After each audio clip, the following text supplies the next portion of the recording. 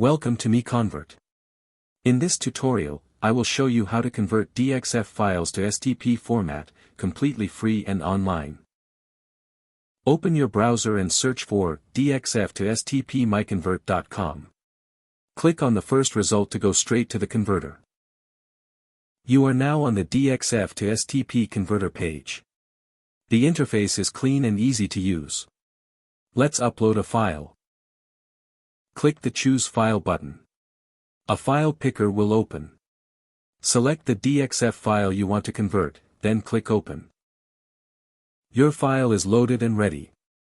You can see the file name, size, and destination format. Click Convert now to start the conversion. The conversion is in progress. You can see the progress bar moving. This usually takes just a few seconds. Done.